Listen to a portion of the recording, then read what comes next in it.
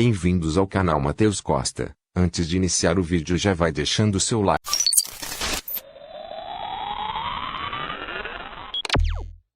Cavaleiros do Zodíaco sempre foi uma febre desde seu lançamento, ainda na década de 90. Com isso, conhecemos todos os tipos de cavaleiros, suas habilidades e uma de suas funções mais importantes, proteger a deusa Atena. Mas, um dos cavaleiros mais populares da trama são os Cavaleiros de Ouro, que representam cada signo do zodíaco. Mas dentre os 12, quem é o melhor de todos? Confira minha lista e veja se você concorda. 12º Afrodite de Peixes. No anime, Saga menciona que Afrodite é o cavaleiro mais temível dos Cavaleiros de Ouro, porém no mangá, essa menção não existe. Segundo a enciclopédia oficial, as rosas diabólicas reais devem ser a técnica mais espetacular de todas as técnicas dos Cavaleiros de Atena. Ele possui habilidades ofensivas e defensivas, é capaz de remover os sentidos de seus oponentes e de destruir armaduras de bronze facilmente, além de poder camuflar-se e ainda criar armadilhas para impedir o avanço inimigo. Afrodite pode suportar apenas na base da força os efeitos da corrente nebulosa abrindo caminho por ela, bem como lançar sua rosa sangrenta pela tempestade nebulosa, além de aparentar não ter sofrido danos fatais com a destruição máxima de Radamantis, apenas dor momentânea, morrendo apenas quando deixou que o juízo jogasse no buraco do Yomotsu Irazaka, sacrificando-se. Após tantas batalhas épicas que precedem o duelo na Casa de Peixes, há uma certa sensação de frustração quando finalmente assistimos à luta entre Afrodite e Shun, que serve apenas para nos lembrar do quão poderoso é o Cavaleiro de Andrômeda. A saga de Hades também não fez muito pelo personagem, um dos mais secundários entre os Cavaleiros de Ouro. 11º Aérea de Leão. É o cavaleiro que usa as técnicas mais tradicionais dos Cavaleiros de Atena. Basicamente são golpes de punho, mas o soco à velocidade máxima da luz é um golpe mortal. Além da capacidade ofensiva, o Cosmo de Aeoria possui também poderes de cura. Possui ainda algum poder de telecinese, visto no mangá quando ele arranca a Seiyuu e Shaina de dentro do quarto de um hospital, mesmo estando a uma distância considerável. Favorito de muitos dos fãs, o irmão de Aorus travou um duelo inesquecível com Seiyuu, na Casa de Leão, o que bastou para torná-lo um dos Cavaleiros de Ouro mais memoráveis da franquia. Assim como o Cavaleiro de Sagitário, Aoria já desconfiava do Mestre do Santuário, mas infelizmente acabou sendo dominado pelo vilão até que Seiyuu o derrubasse em combate. Não bastassem a força e carisma notáveis deste herói, o personagem com certeza fez muitos espectadores chorarem ao se reencontrar com o irmão no Muro das Lamentações, durante a saga de Hades. 10º lugar Shura de Capricórnio. Shura é facilmente um dos Cavaleiros de Ouro mais memoráveis e interessantes deste universo. Na saga de Hades, para evitar de matar os Cavaleiros de Ouro remanescentes, ele não utiliza todo o poder de corte da Excalibur, visto que com o poder total, o teletransporte para trás que Mu utilizou para evitar o golpe na Casa de Ares não funcionaria, pois o golpe alcança a longas distâncias. O golpe causou o mesmo dano no Kain de Shaka que o pó de diamante do Camus. Shaka deteve o golpe enquanto lutava com ele apenas colocando seu braço na frente sem sofrer um arranhão na armadura, e Shura não abriu cratera alguma, visto que o golpe tinha conseguido abrir uma cratera gigantesca na Batalha das 12 Casas, quando os Cavaleiros de Bronze saíam da Casa de Capricórnio. Uma cratera de imensa em largura e profundidade, sendo que Shura nem tinha saído da Casa de Capricórnio para lançar um ataque do lado de fora que era tão poderoso. 9º lugar Aldebaran de Touro. Aldebaran é sempre o primeiro Cavaleiro de Ouro a lutar contra o exército inimigo em todas as sagas. No Santuário enfrentou Seiyuu. Em Poseidon enfrentou Sorento. E em Hades enfrentou Niobe por trás das câmeras. No anime exclusivo, Asgard, ele enfrentou Shiro e Bado que o atacou de surpresa. Segundo Mu, Aldebaran é considerado um dos Cavaleiros de Ouro mais fortes. Segundo Pégaso, Aldebaran possui uma força insana e é um cara perigoso, literalmente. Além disso, Aldebaran pôde afundar Seiyuu no chão da Casa de Touro com apenas um pisão. Na luta contra Sorento, Aldebaran mostrou muita resistência física resistindo aos violentos ataques Sinfonia Final da Morte e Clímax Final da Morte do General Marina que atingem diretamente o cérebro do oponente. Mesmo tendo seu cosmo reduzido a 1%, Aldebaran conseguiu derrubar Sorento com seu grande chifre e impedi-lo de avançar até os Cavaleiros de Bronze. No anime, Quando Aldebaran foi atacado por Niobe de Deep, ele estava surdo da luta contra Sorrento. O Cavaleiro de Touro segurava uma flor que, ironicamente, possui o mesmo nome de seu algoz, Clementis Niobe. Aldebaran na Câmara dos Gigantes, Jotun-Rei. Enfrenta Heracles, foi mencionado por Lifiel, o guerreiro deus com mais força física. Os ataques de Heracles só são capazes de danificar o ambiente, não causando o mínimo dano em Aldebaran, que nega-se a usar seu poder contra um adversário de baixo nível. O touro lhe responde com um violento tapa que lhe arranca alguns dentes. Heracles continua a desafiar Aldebaran a mostrar seu máximo poder, o que o touro acaba fazendo, o derrotando apenas com um grande chifre. Aldebaran usa sua grande velocidade para liberar uma massiva rajada de energia poderosíssima e então voltar à posição original sem que se note o movimento. Aldebaran o ataca mesmo antes do oponente concluir seu movimento. 8º lugar, Máscara da Morte de Câncer. Máscara da Morte é um poderoso cavaleiro de ouro com a habilidade de remover a alma do seu oponente e enviá-la para a entrada do mundo dos mortos, lugar onde Máscara da Morte consegue entrar e sair facilmente. Ele parou com facilidade o ataque de Shiryu, e o arremessou na cachoeira de Rosan com apenas um dedo. E na casa de Câncer, Máscara da Morte repeliu o cólera do dragão com uma mão. Em Asgard enfrenta Andreas, que ridiculariza a Máscara da Morte, dizendo que de todos os cavaleiros de ouro que ele já conheceu, ele era o mais fraco e desprovido de poder. Máscara da Morte reage com determinação. O cosmo do Cavaleiro de Câncer se eleva até o máximo, refletindo-se na armadura que muda para sua forma divina. Andreas observa impressionado.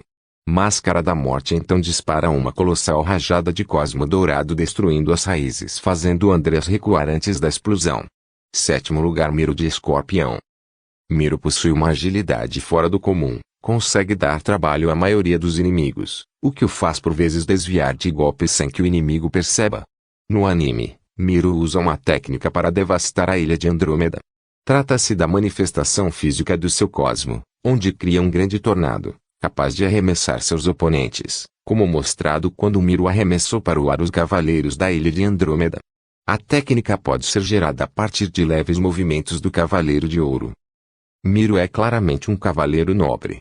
Ao lutar contra Yoga, o defensor da Casa de Escorpião admira a determinação e o poder do Cavaleiro de Cisne, permitindo que ele avance mesmo após ter sido destroçado pelo Cavaleiro de Ouro. Não bastasse a dignidade notável, Agulha Escarlate, golpe principal do guerreiro, é fascinante. Imagine ter o sistema nervoso inteiro afetado por 14 agulhas, que causam uma dor inimaginável e podem te levar à loucura. Parece pouco. 6º lugar, Camus de Aquário. Quem é Sub-Zero perto de Camus? Sendo conhecido como o Mago do Gelo, título este por conseguir baixar a temperatura para um nível próximo ou equivalente ao zero absoluto. Seu cosmo majestoso possui propriedades de criocinese, assim podendo criar, moldar e usufruir de todo tipo de poder congelante, sendo capaz de aplicar rajadas de cosmo condensadas e vendavais congelantes. Suas habilidades são louváveis, sendo um mestre no campo da estratégia do gelo, um adversário terrível se lutar com todo o seu poder, é o cavaleiro cuja personalidade é a mais fria do século XX. Camus mostrou um grau de controle telecinético considerável, capaz de adentrar no espaço dimensional, como mostrado quando usou-a para interferir na outra dimensão do Cavaleiro de Gêmeos, fazendo Yoga cair no Templo de Libra.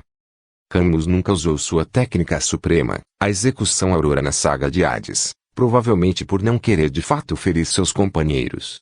5º lugar, Mu de Ares. Embora Mu tenha aparecido muito cedo na série, é somente na saga de Hades que seus poderes são mostrados. Isso aconteceu devido à sua personalidade serena, como comentado por Xion. A primeira vez que ele combateu para derrotar o oponente foi contra a dupla Máscara da Morte e Afrodite, cuja luta terminou com a vitória do Ariano. Mu parou facilmente o golpe de Máscara da Morte, que estava prestes a acertar o Cavaleiro de Pégaso, e o derrubou com apenas um movimento, deixando Máscara da Morte impressionado, fazendo comentar que por trás do seu rosto de anjo, Mu possui um poder maligno. Mu demonstrou muita resistência durante a invasão dos espectros de Hades no santuário, principalmente na luta contra Miu, que ficou impressionado com sua resistência física. Mu é um excelente usuário de poderosas habilidades psíquicas, que impressionaram tanto aliados quanto inimigos e fizeram o Ariano ser conhecido até mesmo no exército de Hades.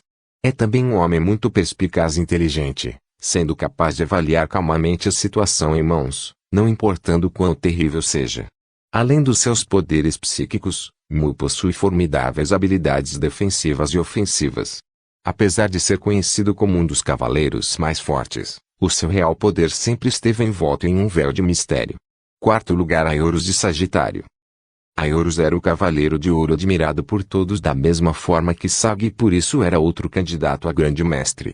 Seus golpes secretos hoje são lendários. Com apenas 14 anos, Aioros já mostrava ter uma capacidade física inquestionável. Ele foi capaz de resistir aos ataques de Saga, mesmo estando sem armadura e com um bebê nos braços.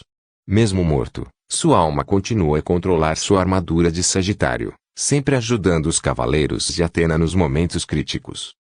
Aioros de Sagitário é a encarnação de dois conceitos fundamentais para a história de Cavaleiros do Zodíaco: lealdade e determinação. Mesmo gravemente ferido, o Cavaleiro de Sagitário se esforça ao máximo para salvar a bebê Atena do mestre do santuário, sendo atacado por muitos de seus colegas no processo. É difícil não se emocionar com as cenas de flashback em que o guerreiro aparece fazendo de tudo para salvar a pequena Saori que doou quando a armadura dele, mesmo sem que ele a controle diretamente, interfere nos acontecimentos da saga do santuário.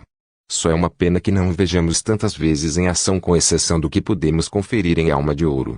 Terceiro lugar, Saga de Gêmeos.